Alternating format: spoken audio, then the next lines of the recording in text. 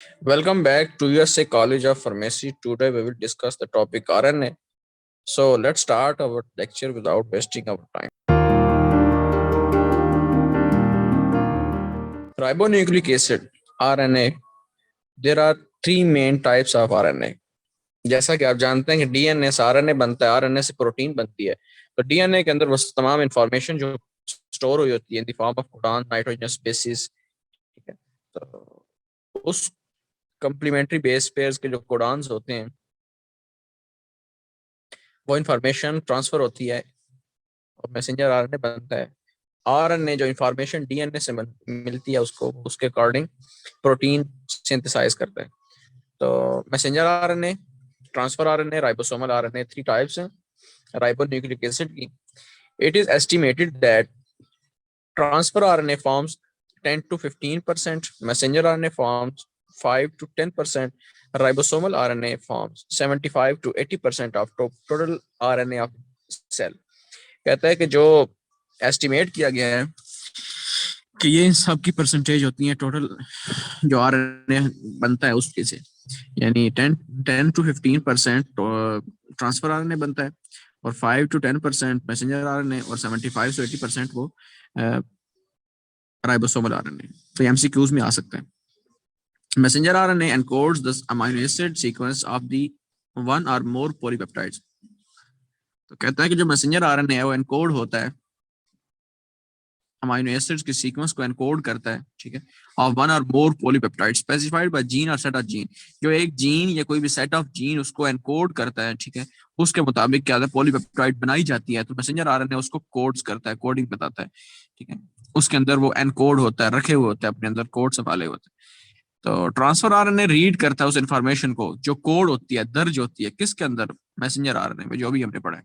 तो transfer RNA उसको read करता है इंफॉर्मेशन को जो कोड होती है, यानी एडिट होती है, कोडेड होती है किसके अंदर, मैसेंजर आरएनए में, और ट्रांसफर कर देता है उस कोड के मुताबिक, उस इंफॉर्मेशन के मुताबिक एप्रोप्रिएट अमाइनो एसिड को, जो उसके मुताबिक अमाइनो एसिड होता है वही अमाइनो एसिड ट्रांसफर करता है। कहाँ पे, जहां पर ग्रोइंग पॉलीपेप्टाइड चेन होती है ड्यूरिंग प्रोटीन सिंथेसिस, जहां पे प्रोटीन बनाने की फैक्ट्री यानी सिंथेसिस लगी होती है राइबोसोम के साथ, ठीक है। तो वहां पे पॉलीपेप्टाइड चेन बन रही होती है, ग्रो कर रही होती है, वहां पे एप्रोप्रिएट मखसूस अमाइनो एसिड को ट्रांसफर कर देता है ताकि पॉलीपेप्टाइड चेन बने और प्रोटीन सिंथेसाइज कर दी जाए। Ribosomal RNA are the constituents of bio ribosomes that synthesize protein. कहता है कि जो राइबोसोमल आरएनए है वो कंस्टिट्यूट्स होते हैं, यानी मुश्तमिल होते हैं किसके, कंस्टिट्यूएंट्स होते हैं, अज्जा होते हैं किसके, राइबोसोम के, that synthesize protein.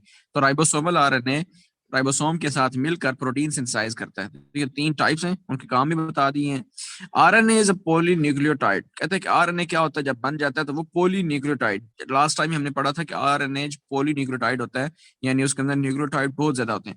It contains a large number of nucleotide in its molecule. The nucleotides forming RNA consist of following components. वही बात जो पहले बताई गई है, यानी नाइट्रोजनस बेसिस होती है उसके अंदर, ठीक है, राइबोज शुगर होती है, ठीक है, और साथ फास्फेट ग्रुप होता है। नाइट्रोजनस बेस विच में बी आइदर प्योरीन और पायरिमिडीन। साइटोसिन यूरासिल होता है, यानी पायरिमिडीन में, आरएनए की जगह में, ठीक है, थायमीन की जगह पे बाकी से। Ribosome which actually in D dextro ribosome. Ribose यानी राइबोज शुगर होती है 5 कार्बन, जो क्या होती है एक्चुअली लीवो नहीं बल्कि डेक्स्ट्रो होती है। लीवो डेक्स्ट्रो ये दो टाइप्स हैं। फास्फोरिक एसिड ग्रुप होता है, लास्ट टाइम बता दिया था। Deoxy ribonucleic acid DNA. अब डीऑक्सी बता रहा है कि सेकंड कार्बन पे, जो राइबोसोम के सेकंड कार्बन है वहां पे ऑक्सीजन प्रेजेंट नहीं होगा, एब्सेंट होगा। तो ऑक्सीजन प्रेजेंट नहीं है तो deoxy, removal of oxygen.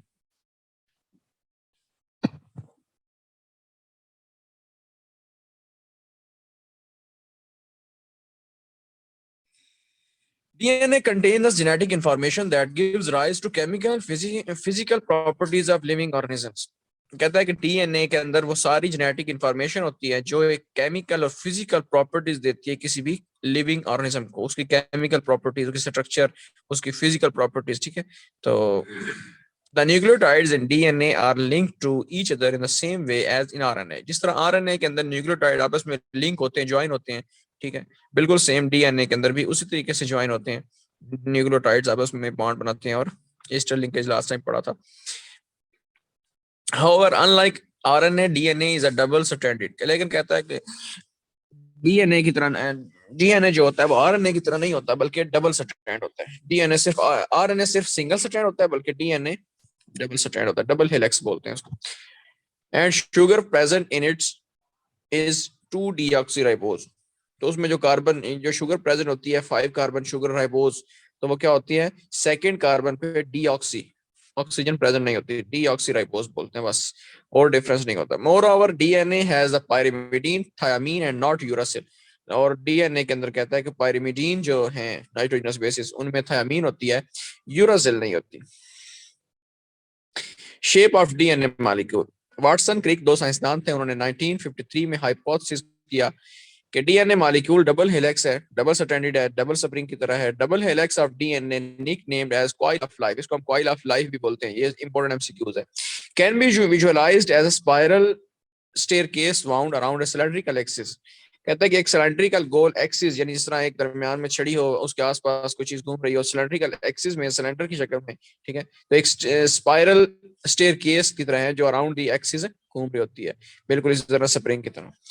The bases are on the inside of helix. कहता है कि जो बेसिस होती हैं, ठीक है, यानी नाइट्रोजनस बेसिस हैं, वो हेलिक्स के दरमियान में होती हैं। जिस तरह एक वो सीढ़ियां होती हैं, सीढ़ियों को आपस में दो तरफ से लोहा लगा होता है, तो उसमें दरमियान से वायरिंग अटैचमेंट होती है, जो वेल्डिंग होती है चीजें, ठीक है, जिस पे पाँव रखते हैं हम, तो बिल्कुल उस तरह इस तरह बॉन्ड बने होते हैं, और दरमियान में क्या होता है,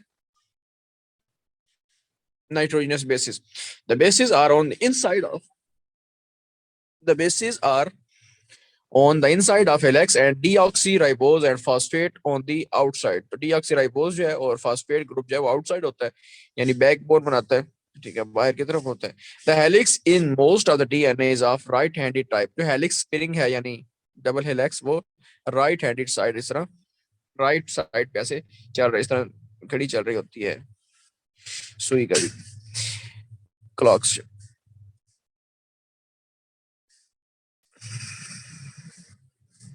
double helix of DNA major minor grooves होते हैं, वो आगे बताया गया। अच्छा, DNA there are actually two anti parallel long molecules. कहता है कि डीएनए के अंदर असल में दो एंटी पैरेलल लॉन्ग मॉलिक्यूल होते हैं, मतलब दो मॉलिक्यूल है वो एक दूसरे के अपोजिट है, यानी एक 3 to 5 प्राइम है और एक 5 to 3 प्राइम मतलब डायरेक्शन में जा रहा है, एंटी पैरेलल है लेकिन एक दूसरे के साथ कॉइल हुए हुए हैं, ठीक है।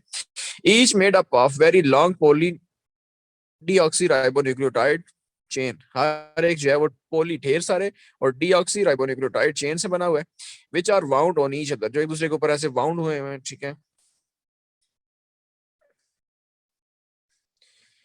These two chains are joined to each other throughout the whole length of molecule through their respective nitrogenous bases।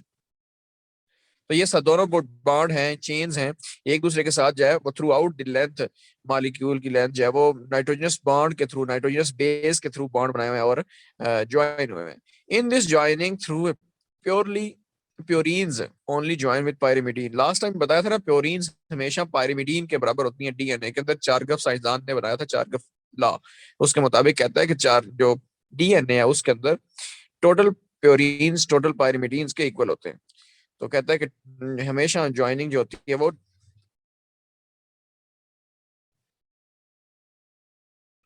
प्योरीन जो है वो हमेशा पायरिमिडीन्स के अंदर के साथ ही बॉन्ड बनाती हैं, और इनको हम क्या बोलते हैं, कंप्लीमेंट्री बेस पेयर्स।